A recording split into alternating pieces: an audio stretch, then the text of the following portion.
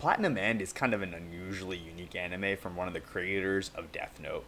It has many flaws, which I won't talk about in this video. However, if you turn off part of your brain, you can really enjoy what the creators are attempting to do. One of these things is subverting expectations of their genres.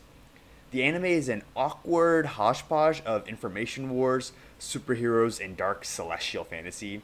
It subverts its spiritual predecessor, Death Note, by having Kanade, who is similar to Light, be the antagonist instead of the protagonist. It subverts the superhero genre by having Kanade dress up as the superhero of the universe, although he's practically a supervillain. This is akin to Injustice, Invincible, and The Boys. But there's one other subversion I really want to talk about, and that's Kanade's sister, Rhea. Be warned, there are major spoilers up ahead, so if you don't want it to be spoiled, close out the video now. Anime has always had tropes, but there are some more perverted than others. You know what I'm talking about. Random panty shots, breasts jiggling too much, children who are a million years old, and so on. When we initially see Rhea, she is frozen and Kanade is bringing her flowers. Kanade seems to have a heart for his sister. Some viewers may assume that all his evil actions have a good reason behind it. However, later in the season, we find out that's not quite the case. Kanade's backstory with Rhea starts a little like a generic, lame siscon/brocon narrative. For those who don't know, siscon and brocon are these annoying anime and manga tropes where two siblings are way too friendly with each other. Oftentimes they try to depict it as cute, but I've always seen it as this creepy side of anime trying to normalize something unethical. But that's a topic for another video. Kanade is obsessed with how perfect and beautiful his sister is. He has this almost neo-Nazi-like obsession with her beauty and innocence. I groaned when I saw this. I didn't want a creepy anime trope to ruin Platinum End for me completely.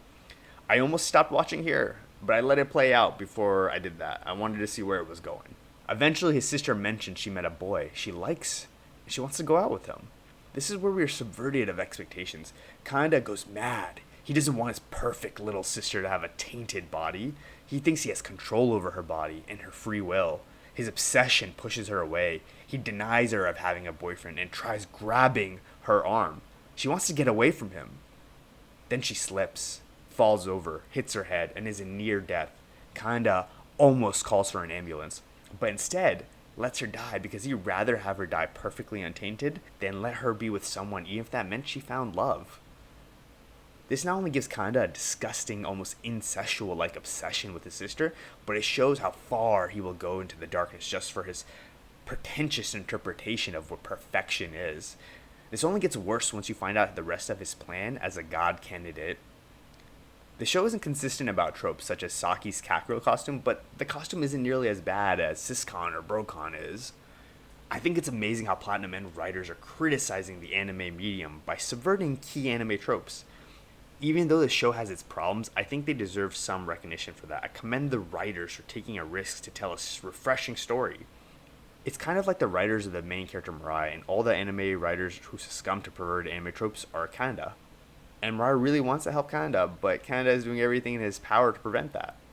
Because if Kanade did try accepting Mirai's help, it would mean Kanade would have to admit he killed his sister out of pure creepy selfishness, similar to how some writers would have to admit they reinforce unacceptable anime tropes into the medium.